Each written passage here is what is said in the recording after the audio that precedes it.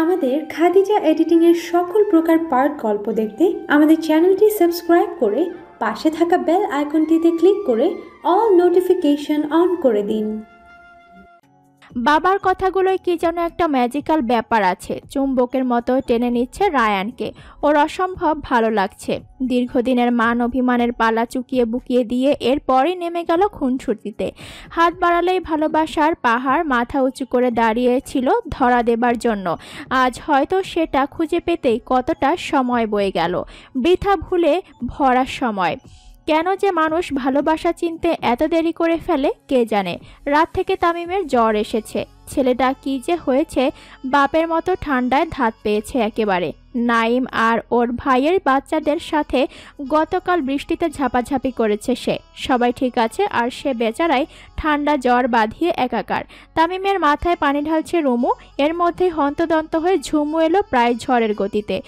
আপা, এই মৃদুল লোকটার কাহিনী কি বলতো? বোনের দিকে বিস্মিত দৃষ্টি মেলে পাল্টা প্রশ্ন ছুড়ে দিল রুমু। মৃদুলের আবার কি ব্যাপার থাকবে? তোকে দেখে ওর পছন্দ হয়েছে, চাইছি বিয়েটা করে ফেলতে। উফ, এসব আমি জানি আপা। যেটা জানি না সেটা বল। তোরা জানিস কিছু? কি বারবার ঘুরিয়ে পেঁচিয়ে একই কথা বলছিস? কানের মধ্যে ভ্যাচর ভ্যাচর করিস না তো। ছেলেটার গা জ্বরে পুড়ে যাচ্ছে, কি করি বলতো? পড়বে না? বানিয়েছিস তো ননির পুতুল, এখন ঠেলা সামলা। কথা শেষ করে তামিমের গায়ে হাত দিয়ে দেখলো জ্বর ভালোই, তবে এত চিন্তার কিছু নয়। আপা, কিছুই করতে হবে না, কিছু খাইয়ে একটা ওষুধ খাইয়ে দে, জ্বর বাপ বাপ বলে পালাবে। এত চিন্তা করার মতো কিছু হয়নি।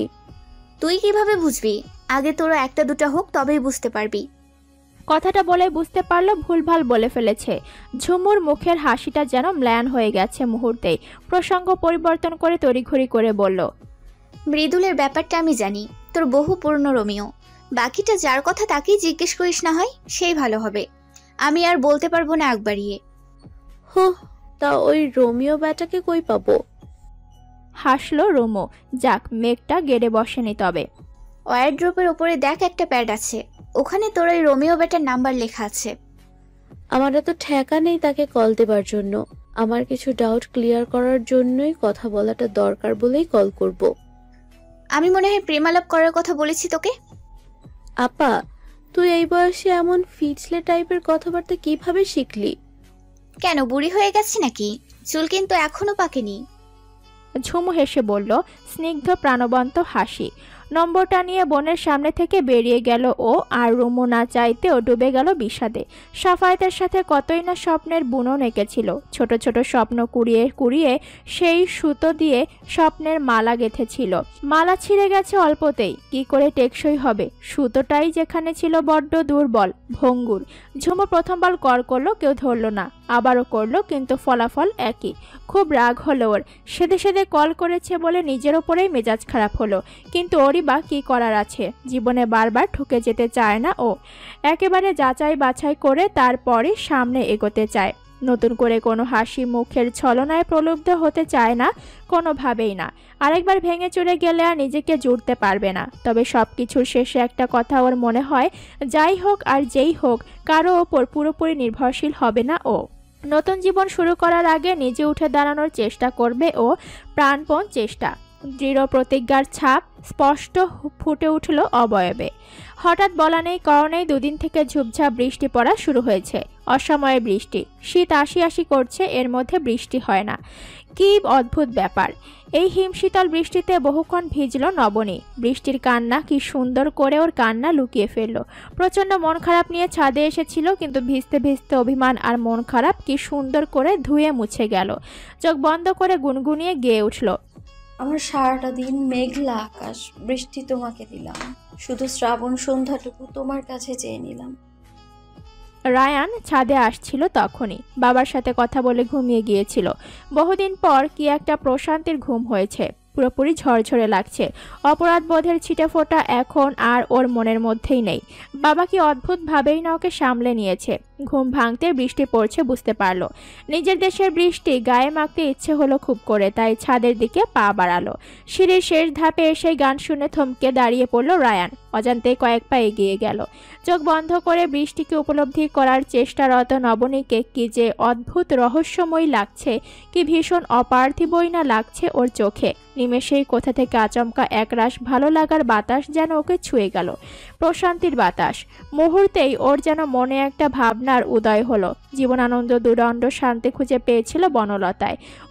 ও নবনীর সাথে পরিচয়ের পরেই নিজেকে খুঁজে পেয়েছে, সেই সাথে প্রশান্তি তো বটেই। হাল ভাঙা পথিকের মতো দিশে খুঁজে ফিরছিল ক্লান্ত শ্রান্ত রায়ান। নবনী তো ওকে হালটা শক্ত করে ধরতে শেখালো, সঠিক পথের সন্ধান দিল। নিজেকে জীবনানন্দ ভেবে নিয়ে নবনীকে বনলতা ভাবতে যেন ভীষণ ভালো লাগলো ওর। মহাবিষ্টের মতো তাকিয়ে রইল সামনের বৃষ্টির কন্যার পানে। 2 কি 3 দিন পরের কথা। এক সন্ধ্যায় সাফিয়া বেগম 2 মেয়েকেই কাছে ডাকলেন। একটা ভীষণ জরুরি কথা নাকি বলার আছে। বিছানায় বসে পানের বাটা থেকে পান সাজিয়ে বেশ আয়েশ করে মুখে পড়লেন। রুমু একটা চেয়ার টেনে মায়ের কাছে বসলো। ঝুমু বিছানায় বসলো একেবারে মায়ের গা ঘেঁষে। সাফিয়া বেগম পান চিপোতে চিপোতেই বললেন, তোদের দুইজনকেই কয়েকটা কথা বলা দরকার। এগুলো বহু আগে বলা দরকার ছিল, কিন্তু বলি নাই। এখন মনে হচ্ছে বলা উচিত। কি কথা মা? তুমি যা বলবে সরাসরি বলো তো। ধৈর্য রাখতে পারছি না, মনে হচ্ছে একটা সাসপেন্স মুভি দেখছি, ক্লাইম্যাক্স আশি করে আসছে না। ঝুমু বলল কিছুটা আদুরে গলায়, ধৈর্য তো সব কাজেই ধরতে হয়। সামান্য কথা শুনতেই তোদের ধৈর্য শেষ। জীবনে কি করবি তোরা? মেয়ের কথায় যেন কিছুটা হতাশা ঝরল সাফিয়া বেগমের স্বরে। মা, তুমি এত সিরিয়াস হয়ে গেছো কেন? আমি তো এমনিই বললাম, তুমি বলতে থাকো যা বলতে চাও। এই যে জীবনে ভোগান্তিতে পড়ে গেছিস, এটার বেশিরভাগ দোষ কিন্তু তোদের নিজেদেরই। আমাদের তো আর অজস্র টাকা পয়সা নাই যে ওটার উসিলায় সব ঠিকঠাক হয়ে যাবে, কিন্তু আমরা একটা সম্পদ তোদের দিতে চেষ্টা করলাম, কিন্তু একজনও নিজের ভালো বুঝলি না, পড়াশোনাটা শেষ করলি না। একটা দীর্ঘশ্বাস বেরিয়ে এলো। কিছুক্ষণ থেমে পান চিবানোয় মনোযোগ দিলেন। 2 বোন আগ্রহ নিয়ে বসে আছে মায়ের কথা শোনার জন্য। কথা কোন দিকে যাচ্ছে এর কিছুটা আঁচ করতে পারছে ওরা, তাই চুপচাপ থাকাই শ্রেয় মনে করলো। ঝুমুর না হয় পড়াশোনার আগে থেকেই মাথা কম। তুই তো এত ভালো রেজাল্ট করলি রুমু, ভালো ইউনিভার্সিটিতেও চান্স পেলি, এরপর তো বড় হয়ে গেলি, নিজের সিদ্ধান্ত নিজেই নেওয়া শিখলি। তখনও তোকে বলেছিলাম যা করবি বুঝে শুনে কর। ধাপ করে 2nd ইয়ারে বিয়ে করলি, মেনে নিলাম, কি আর করা, মেয়ের পছন্দ। একদিন বললি আর পড়বি না, তোর শ্বশুর বাড়ির মানুষ নাকি পছন্দ করে না। আমি কিন্তু তখনও বলেছি চিন্তা ভাবনা করে সিদ্ধান্ত নে। এখনো তুই ওদের কথাই শুনলি। সাফাহাত যে একটা অতি স্বার্থপর ছেলে এটা আমি আগেই বুঝেছিলাম।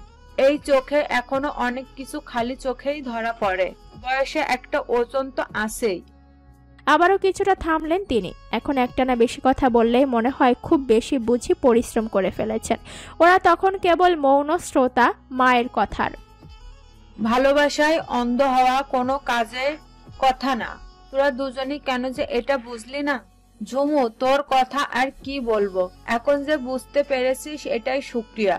মৃদুল ছেলেটা ভালো। এবার ঝুমু মায়ের দিকে পূর্ণ দৃষ্টিতে তাকালো। মা নিজের মতোই বলতে থাকলেন, এবার একটা কিছু অন্তত ঠিকঠাক কর। একটা ভালো জীবনসঙ্গী পাওয়ার ভাগ্যর ব্যাপার। আমি আমার জীবনে তোদের বাপের মতো একটা সাদা মনের মানুষ পেলাম। কত বড় সৌভাগ্য আমার বল। লোকটার অনেক ইচ্ছা হতো তোদের সুখ স্বচ্ছন্ন দেখবার, সব চাহিদা পূরণ করার, কিন্তু আল্লাহ তাকে সেই সামর্থ্য দেয় নাই। তোরা কোনো আফসোস করিস না মা। এটুকু বলে হাওমাও করে কেঁদে ফেলেন। ঝুমু মাকে জড়িয়ে ধরল। রুমুও চেয়ার থেকে হুড়মুড়িয়ে উঠে মায়ের আরেক পাশে বসে 2 হাতে জড়িয়ে ধরল। সর্বশেষ কবে ওরা সাফিয়া বেগমকে কাঁদতে দেখেছে সেটা মনে পড়ে না। ভীষণ শক্ত মা কতটা ভেঙে গেলে এভাবে কাঁদতে পারে এটা উপলব্ধি করতে পারলো রুমু আর ঝুমু। সহসা নেমে আসা নীরবতা যেন আশ্চর্য একটা নৈশাব্দিক পরিবেশ তৈরি করেছে। অনেক সময় কথা বলে যা করা যায় না একটুখানি আঁকড়ে ধরাতেই যেন এর সহস্র গুণ অনুভূতির প্রকাশ হয়ে যায়। দুই মেয়ে তাকে ভালোবেসে আঁকড়ে ধরায় খুব সাহস পেলেন। হারিয়ে ফেলা মনের জোর যেন নিমেষেই ফিরে এলো নিজের জায়গায়। শোন, এভাবে তোর জীবন চলে না। আমি সারা জীবন থাকবো না। তোদের নিজের পায়ে ভর দিয়ে সামনে চলতে হবে। সামনের রাস্তাটা তোদের নিজেদেরই বানিয়ে নিতে হবে। আমি হয়তো কিছুটা যোগান তোদের দিতে পারবো, কিন্তু মাটি খুঁড়ে খুঁড়ে সমস্ত উপাদান জোগাড় করে মসৃণ একটা রাস্তা তোদেরকেই বানাতে হবে। এমন করে বানাতে হবে যে ঝড় ঝাপটা যাই আসুক ওটা মসৃণই থাকে, হয়ে না যায়। মায়ের কথার মর্মার্থ ওরা খুব ভালো করে বুঝলো, কিন্তু বলার উদ্দেশ্যটা ওরা জানে না। একবার খুব টানাটানিতে পড়ে গেলাম। ঝুমু তখন পেটে এসেছে কেবল। তোদের দাদি আমাকে তার হাতের বালা দুটো খুলে দিয়েছিল। ওটা বিক্রি করে যেন আপাতত চালিয়ে নেই। অভাব তো সারা জীবন থাকবে না, কিন্তু আমি বিক্রি করতে পারলাম না। আমার আব্বা কিছু গহনা দিয়েছিল, তোদের বাবাও ছোটখাটো গহনা দিয়েছিল বিয়ের পর। নানা অভাব অনটন আর টানাটানির মধ্যে সবকিছু একটু একটু করে বিক্রি করলাম। তোদের বাবা খুব আফসোস করতো, আমার হাত ধরে বলতো, সাফিয়া তুমি আমার সংসারের খালি কষ্টই করে গেলা, তোমাকে কিছু দিতে পারলাম না। আমি তারে বলতে পারি নাই, তার চাইতে বড় পাওয়া আমার জীবনে কিছু নাই, কিছু হতেও পারে না। তাকেই তো পেলাম, আর কি চাই, কিন্তু বলতেই পারি নাই। বলতে বলতে আবারও ভাবালুতায় ডুবে গেলেন সাফিয়া বেগম। স্বামীকে নিয়ে তার গর্বের সীমা নেই। এরপরে গহনা বিক্রি করেছি লুকিয়ে লুকিয়ে। লোকটা শুধু শুধু কষ্ট পায় তাই। মানুষটা নিজেই তো কত বড় অলংকার আমার জন্য।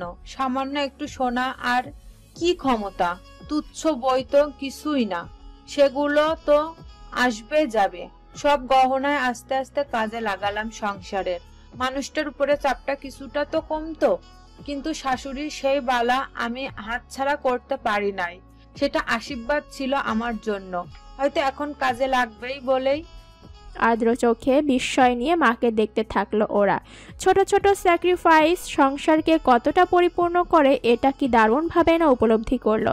কোনোদিন বাবা কিংবা মাকে কোনো আক্ষেপ করতে দেখেনি ওরা এই এত বছরের জীবনে। শুধু ঝুমুর ওই সময়টাই কেবল সব ভেঙে চুরে দিয়েছিল। মেয়েদের মাঝখান থেকে উঠে গেলেন, আলমারি খুলে একটা গয়নার বাক্স বের করলেন, সেখান থেকে বালাজোড়া বের করে নিয়ে আবার বিছানায় বসলেন। এটা তোরা নে, বিক্রির ব্যবস্থা কর। যেটুকু টাকা পয়সা আসবে সেটা থেকে ছোট করে হলেও কিছু একটা শুরু কর। চেষ্টা করতে তো দোষ নাই। কিন্তু মা, এটা আমরা কিভাবে নেব? দাদির আশীর্বাদ এত বছর আগলে রেখেছো, এখন আমরা এটা বিক্রি করতে পারবো না। তুমি রেখে দাও মা। রুমু সংকোচ নিয়ে বলল। ঝুমুও আপত্তি জানালো সাথে, কিন্তু সাফিয়া বেগম নাকচ করে দিলেন। পড়াটা শেষ করলে একটা কিছু করতে পারতি। এই যুগে ইন্টারমিডিয়েটের যোগ্যতা নিয়ে কিছু করতে পারবি। তামিম নাইমকে নিয়ে তোর চলতে হবে। মৃদুল ভালো ছেলে জানি, কিন্তু তবুও নিজের একটা পরিচয় তো থাকতে হবে। সময় কাকে কোন জায়গায় দাঁড় করায় কেউ জানে না রে, কেউ জানে না। তোরা আপত্তি করিস না। আর আম্মা তো যাতে কাজে লাগে সেজন্যই দিয়েছিল।